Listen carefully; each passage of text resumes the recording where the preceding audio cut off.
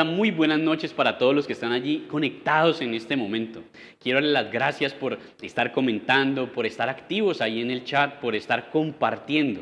Si de pronto en este momento tú no has compartido esta transmisión en vivo, te pido que lo hagas. Esta es la oportunidad perfecta. Quiero pedirte un grandísimo favor también, y es que nos digas con cuántas personas estás conectado viendo esta transmisión en vivo. Si estás haciéndolo con 2, 3 o 4 personas, pues ya sabes que nos puedes comentar X2, X3 o X4. Para iniciar con el tema, quiero recordarles por qué estamos hablando de esta serie de fundamentos. Como bien saben, con el equipo principal de jóvenes y algunos de los líderes de nuestra iglesia, hemos estado visitando colegios, fundaciones, escuelas deportivas y diferentes sitios para compartir el Evangelio de Jesús con los jóvenes que no lo conocen. Y nos hemos dado cuenta que dentro de esos grupos hay personas que se dicen ser cristianos, pero no saben por qué son cristianos.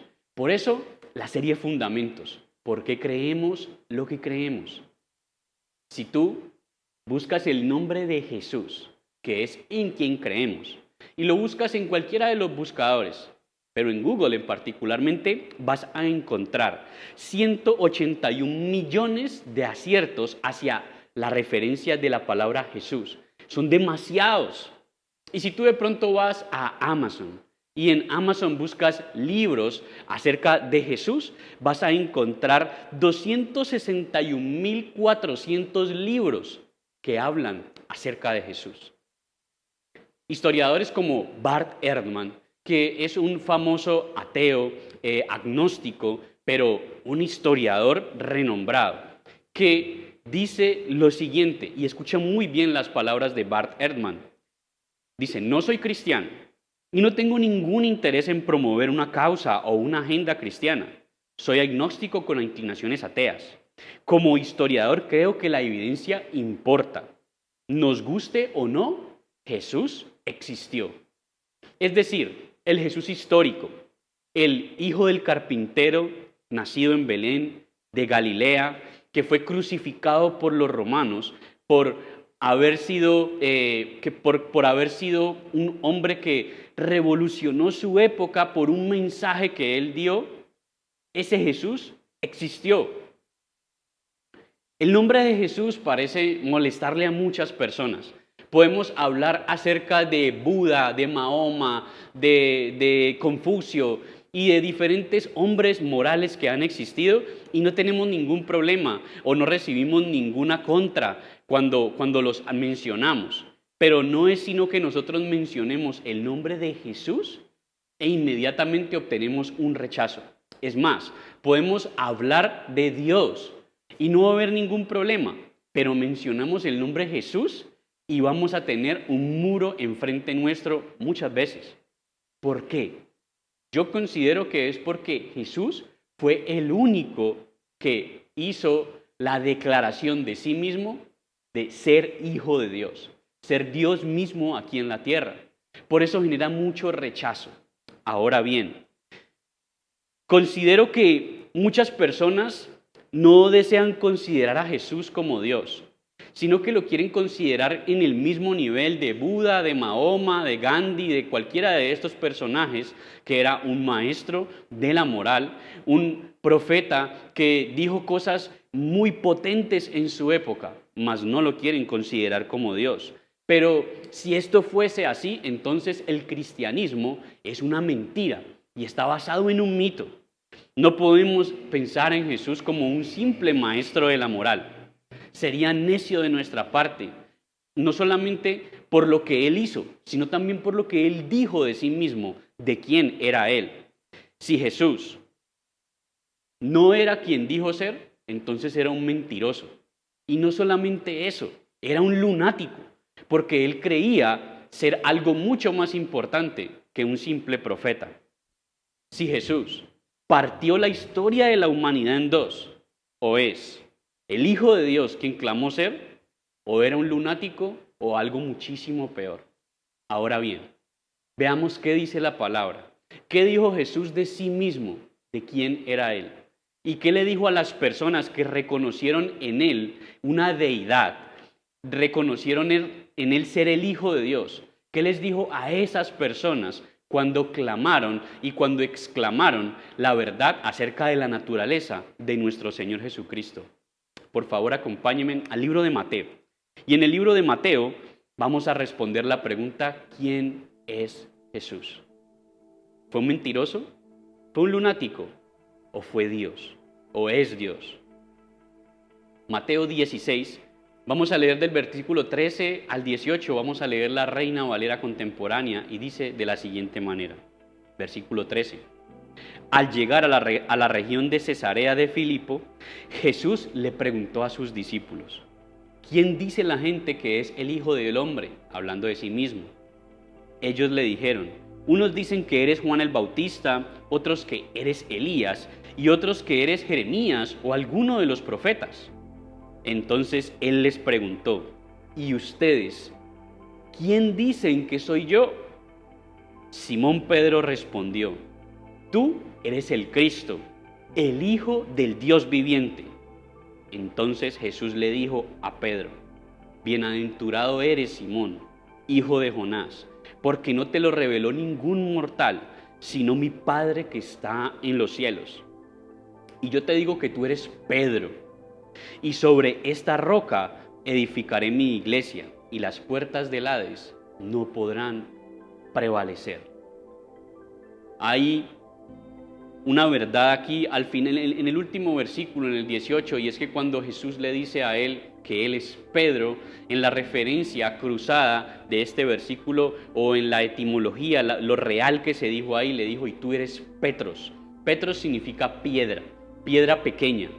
Y después le dijo: y sobre esta Petra, es decir, sobre esta piedra grande, edificaré mi iglesia. No era sobre Pedro, sino sobre la afirmación que Pedro acababa de decir. Es decir, que Jesús era el Cristo. El Cristo era un hombre que los judíos estaban esperando. Era el que iba a redimir al pueblo del pecado, el que iba a pagar el precio y el que iba a permitir la entrada a todo el pueblo de Dios a esa verdadera identidad que ellos tenían en el Señor. Ese era el Cristo. Pero también le dijo que Jesús era el Hijo del Dios viviente. En ningún momento vemos, por ningún lado leemos que Jesús lo desmintiera. Antes le afirmó y lo animó a seguir con esa creencia. Y no solamente eso, sino que les dijo a ellos que pusieran su esperanza eterna en Él.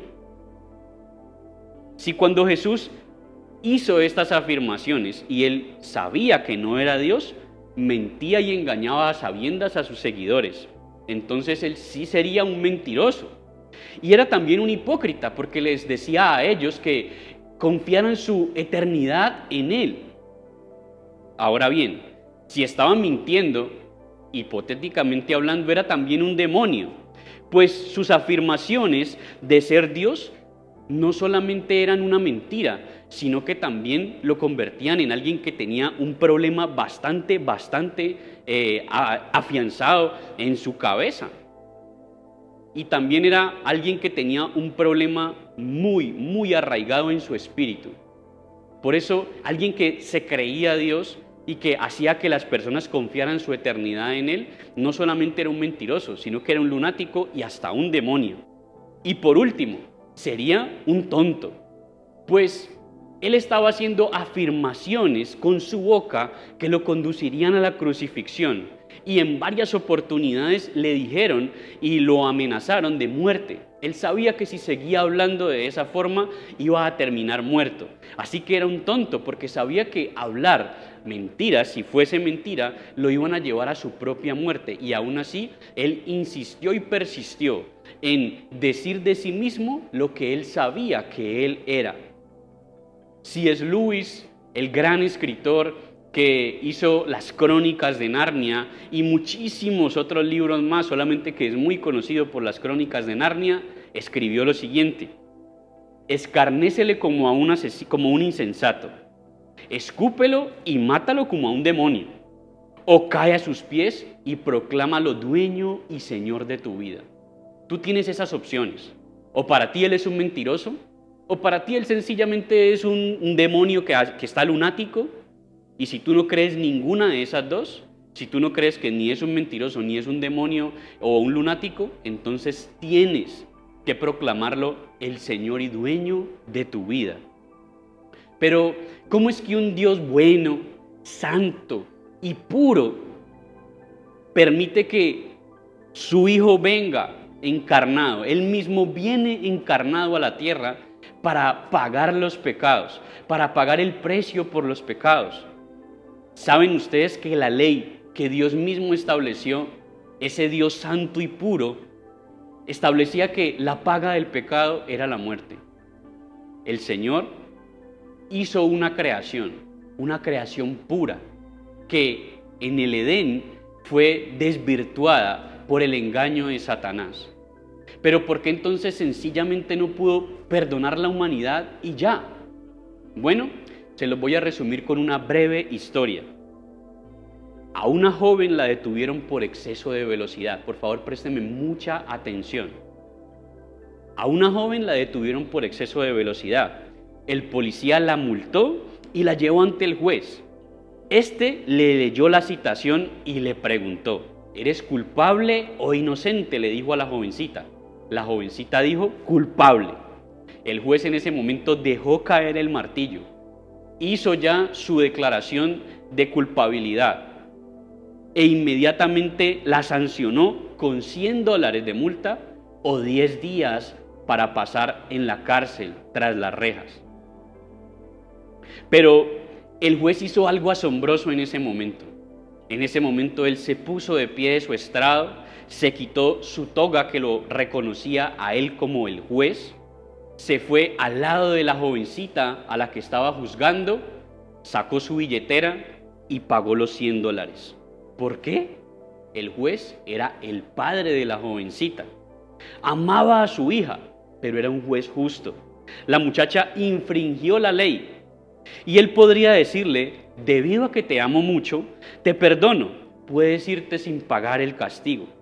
Pero si hubiera hecho tal cosa, no hubiese sido un juez justo. No apoyaría la ley tal como él debía apoyarla. Sin embargo, debido a su amor por su hija, estaba dispuesto a quitarse la toga judicial, a renunciar a su posición y asumir su relación como padre y pagar el precio por el error que su hija acababa de cometer. El amor del Padre Celestial, reflejado en el sacrificio de Jesús por tus pecados y por los míos, ya es otro nivel de entendimiento espiritual. Y si tú no has entendido eso, pídele en este momento al Espíritu Santo que te revele. Dile: Espíritu Santo, muéstrame, ayúdame a entender el sacrificio de Jesús, ayúdame a entender lo que hizo por mí el Señor en la cruz, ayúdame a entender la magnitud de lo que hiciste por mis pecados, por mis errores. Ayúdame a entender que el tener la eternidad junto a ti es solamente algo de fe y yo debo creer para poder estar contigo en la eternidad. Por eso, ¿qué quiero que aprendamos? Lo que quiero que aprendamos es lo siguiente: saber quién es Jesús es cultura general. Aceptarlo y vivir para proclamarlo dueño y Señor de tu vida, solo puede revelártelo el Padre Celestial. Voy a volver a repetirlo. Saber quién es Jesús es cultura general. Aceptarlo y vivir para proclamarlo dueño y Señor de tu vida, solo puede revelártelo el Padre Celestial. Jesús es el Hijo de Dios. Él habitó aquí en la tierra hace 2021 años desde esta fecha y vivió como un hombre. Vivió entre nosotros como una persona más. Siendo Dios, Él se quitó su toga de Dios y vino y se comportó como todos nosotros, estuvo y caminó entre nosotros y pagó el precio que se necesitaba pagar por nuestros errores.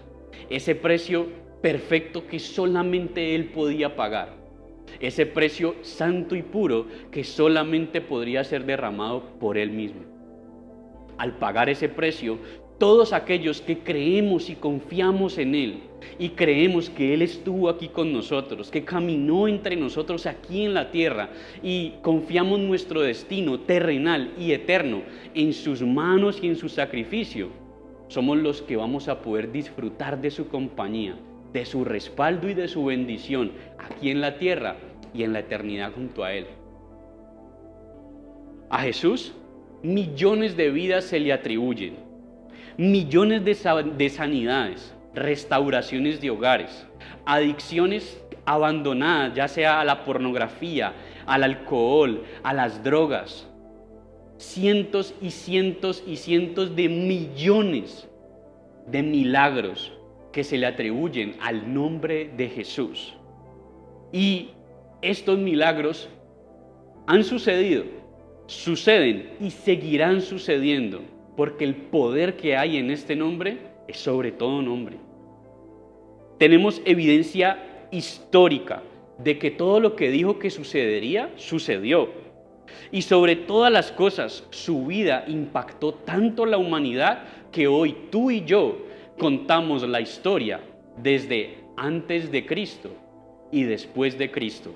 Aún los ateos, aún los que no creen que Jesús es el Hijo de Dios, que tienen que creer que Él existió y que fue Jesús histórico, pero aún los que no creen que fue el Hijo de Dios, ellos tienen que hablar, que hoy estamos viviendo, hoy, no sé qué día sea cuando estés viendo este video, pero hoy estamos en el 2021, y hoy estamos en el 2021 años después de Cristo. Lo importante no es si nosotros vamos a solamente asumir que el Jesús histórico partió la historia en dos, sino que si vamos a dejar que el Cristo, el Jesús, el Hijo de Dios, parta nuestra propia vida en dos, antes de reconocerlo como el Señor y dueño de nuestra vida y después de reconocerlo como el Señor y dueño de nuestra vida.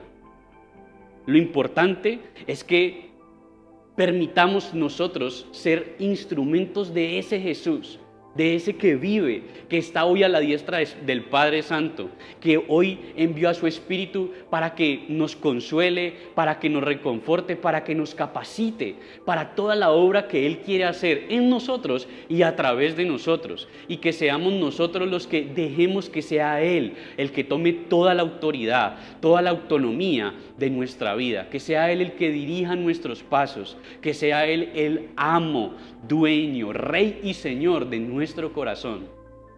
Eso hoy es lo más importante. Si el Jesús que dijo lo que iba a suceder, sucedió, y tú crees eso, también tienes que tener en cuenta algo, y es que Él también dijo varias cosas muy puntuales, y una de ellas, y la más importante, es que Él regresaría por aquellos que creemos y confiamos en Él. Yo no sé si tú estás advertido de esto, pero si todo lo que dijo que iba a suceder ha sucedido, entonces es muy probable que esto último que falta también suceda. Y si sucede, ¿de qué lado de la historia te encontrarías tú si el Señor llega a venir en este día? ¿Serías parte de los que hacen parte de su iglesia? ¿O sencillamente eres de los simpatizantes de Él? Aquellos tibios que les faltó carácter para asumir su rol como hijos de Dios, como personas que creen en el sacrificio que Jesús hizo en la cruz y que le confían no solamente su destino terrenal, sino también su destino eterno a las manos de aquel que murió en la cruz. Mi pregunta para ti en este momento es, si Él regresara hoy, ¿tú en dónde estarías? ¿Junto con Él? ¿O serías de los que lo vería de lejos? Esta es una pregunta preocupante, sobre todo cuando vemos que todo lo que Él dijo que se cumpliría al final de los tiempos, ya se cumplió. Solamente faltan unas cuantas cositas, pero esas cuantas cosas, esos detalles que hacen falta, ya se harían evidentes en el momento que Él regrese. Todo lo que se tenía que cumplir, ya se cumplió. Y quizás Él no ha regresado por algo que Él dijo, y es que los tiempos se alargarían un poco por aquellos que necesitan colocar su confianza y su esperanza en Él. Quizás en este momento Él ha retardado un poco su venida por ti. Pero este es el momento en el que tú tienes que recibirle en tu corazón y confiarle tu destino terrenal y eterno a Jesús, aquel que murió en la cruz, pagando el precio perfecto por nuestros pecados. Por eso, ¿cuál es la tarea? ¿Cuál es el desafío de Dios para tu vida en este día? Acepta el amor del Padre reflejado en Jesús y vive para que sea el dueño y Señor de tu vida. Acepta el amor del Padre reflejado en Jesús y vive para que Él sea el dueño y Señor de tu vida. ¿Qué tal si hacemos una oración? Padre, hoy te damos gracias por la oportunidad que nos das de escuchar, pero ayúdanos a entender en nuestro corazón el sacrificio de Jesús. Ayúdanos a entender que Él gobierna hoy a la diestra tuya, Padre, y que volverá por nosotros. Danos esa revelación así como se la diste al apóstol Pedro. Y ayúdanos, Señor bendito, a vivir conforme a tu palabra. Allí donde tú estás, repite después de mí: Señor, yo te pido por favor que seas el dueño y amo de mi vida. Sé el Dios de mi corazón y te pido que inscribas mi nombre en el libro de la vida y no lo borres jamás. Repite esto y díselo: Señor Jesús, yo quiero ser de aquellos que se van contigo cuando tú regreses por segunda vez. Yo quiero ser parte de tu iglesia. En el nombre tuyo, Señor Jesucristo. Amén y amén.